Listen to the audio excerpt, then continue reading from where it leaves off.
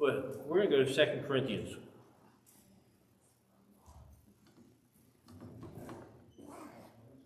This is Paul. Paul's writing this.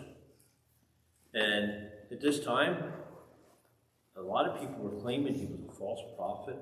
He was proud and unimpressive in appearance and speech, dishonest, unqualified, and the apostle of Jesus Christ. They were saying all this stuff about him. He was really fighting a lot this time. Because what was happening is the Jews would come in and he would tell them they're saved by grace. And instead of being saved by grace, the Jews said you had to do this. You had to do this law, that law, all this. So they were fighting about you have to follow the law. And he's saying you're saved by grace. So he was going through a lot of stuff right now. And he's, every time he would go to preach, he'd be put in prison, stuff like that, for false priesthood. But he wasn't. He was preaching the gospel. So let's start here. Paul, an apostle of Jesus Christ, by the will of God, and Timothy, our brother, to the church of God which is in Corinth, with all the saints who are in Akron. Grace to you and peace from God our Father and Lord Jesus Christ. So here's Timothy. He's writing this letter. Here's Paul. He's writing this letter. And to Timothy, right? The church of Corinth. And what was going on in Corinth back there? We said before, this is a town that was a trade town. And they had the 3-mile peninsula in between it. And they took the boats across.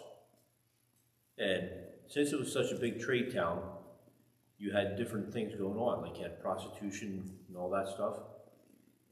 So he's fighting all that in this town too. And in the first book, he confronted all this. He was talking about all this stuff. So, but he always starts out, when he starts his letters, he says who it's to. And then he also says, he always started, grace to you and peace from God our Father. He always started out with the grace. If you go back to all of his letters, he always starts out and says, grace to you, and then peace in the Lord Jesus Christ. So he tried to emphasize that we're saved by grace. This is one of the things he fought, because the Jewish, if you didn't follow the laws, you weren't saved. So if you made a mistake, what happens? You fall out of the grace. His was grace first. And then you try to follow what we were supposed to. So he says here in verse 3, blessed be God our Father, Lord Jesus Christ, and the Father of mercy, and a God of all comfort, who comforts us in tribulation, that we may be able to comfort those who are in trouble, with the comfort which we ourselves are comforted by God. So he goes in, with all the trouble he's been going through, he says, who's the one that comforts him in tribulation? He says it's God.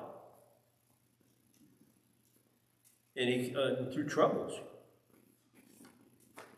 So he's telling us here that that's how you get your comfort. He's comforted by God. Now, the ways he does it, he's going to keep going on. For a suffering of Christ verse 5, the suffering in Christ abounds in us, so our consolations abound through Christ. Now, if we are afflicted, it is for your consolation and salvation, which is effective for enduring the same suffering which we also suffer. Or if we are comforted, it is for our consolation and salvation. Wait a minute, you hear a lot of people preach a gospel of prosperity and health, right? Well, he just said, now we are afflicted and for your consolation. wait a minute, we're having troubles for consolations and salvation. When do you know where somebody really stands with God? Is it the good times, or is it the bad times? The bad times. The bad times, you really know where they stand. The good times, anybody can say they love God. When you're going through them troubled times, that's when you really know if you rely on God. Are you relying on God or yourself? And that's the time God helps us through that suffering, don't he? And afflictions. You know, life isn't easy.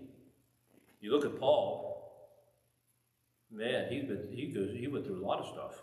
I mean, arrested, beat, 39 lashes short of one. I mean, they left him for dead. And this guy's still going out and preaching. So he goes back in verse 7 then he says, and our hope for you is steadfast, because we know that you are partakers of the suffering. So also you will partake of the consolation. For we do not want you to be ignorant, brethren, of our troubles which came to us in Asia, that we were burdened beyond measures, above strength, so that we were despaired even of life. So he's saying, you know what he says about suffering and that for consolation? He's telling you he's been through it. He's not just saying, we need to do this. He's saying, I've done this in my own life. Because he says in Asia that they were burdened beyond measures in strength. I mean, they were getting really bad, weren't they? And then he starts here in verse 9, he says, yes, had a sentence of death in ourselves, that we should not trust in ourselves, but in God, who raised the dead, who delivered us from so great a death, and does not deliver us, in whom we trust that we will still deliver us. So, he says, who's going to deliver us? It's God. Our trust in God is going to help us to be the ones that deliver us through these things. It's not our own strength. When we give up on our own strength and we start praying, that usually when stuff works, don't it? We got to remember the prayer is an important part. And then verse 11 he says, you also help together in prayers for us, that thanks may be given to many persons of our behalf, for the gift granted to us through many. For our boasting is not in testimony or conscience, that we conduct ourselves in the world in simplicity and godly sincerity, not with fleshly wisdom, but the grace of God, and more abundantly towards us. For it is not written any other thing to you, that what you read and understand.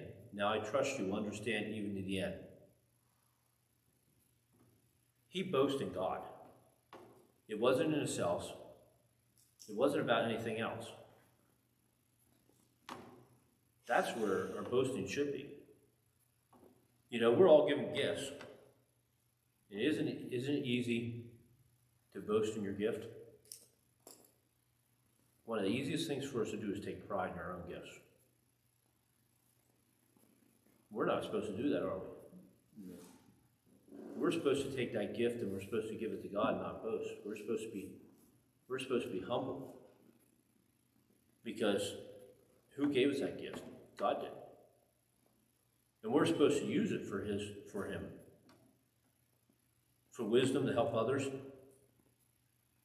Because when you go through these kind of things, we go through sufferings. Why do we end up going through sufferings lots of times? Isn't that to help others? You don't understand what somebody's gone through until you go through it yourself. I think that tells us that in verse 3 and 4.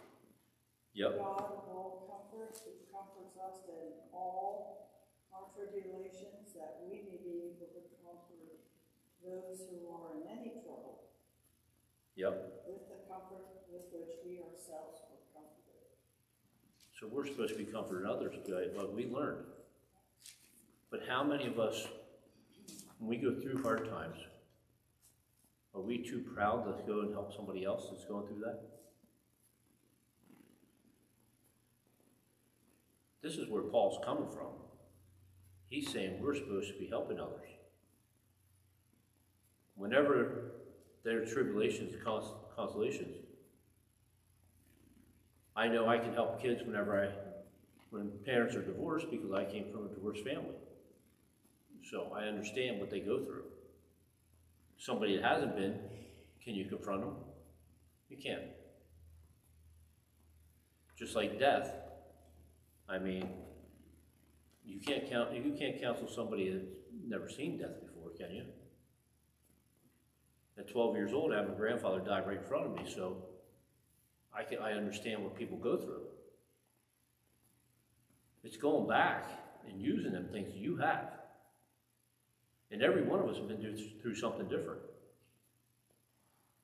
It was always nice to see Don Evans when we were at the cemetery. Anytime somebody had prostate cancer, all the guys came and talked to him, because they knew he was through it and he would help them.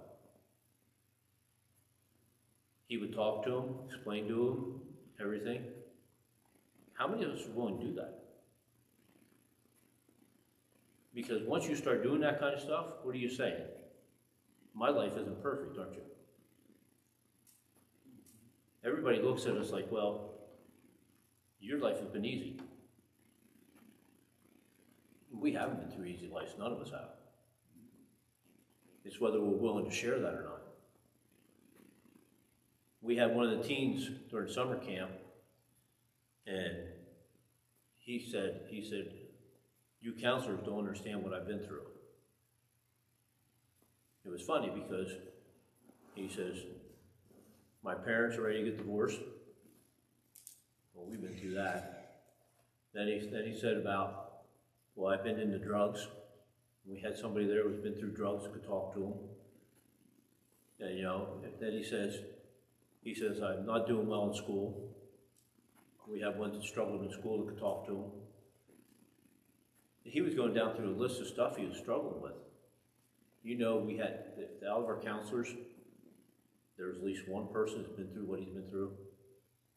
And the first thing he said is, I never thought any of you guys went through anything. He said, I thought you guys all had perfect lives. We said, no. We said, we're saved by grace. We probably sat there and talked to him probably for about 2 hours about stuff. And he says, you guys are the first ones to be real with me. Now, are we that way in church? We should be. We should be. We're supposed to be helping each other, aren't we? This is one of the things that Paul's trying to do through this. He says, I've been going through this stuff.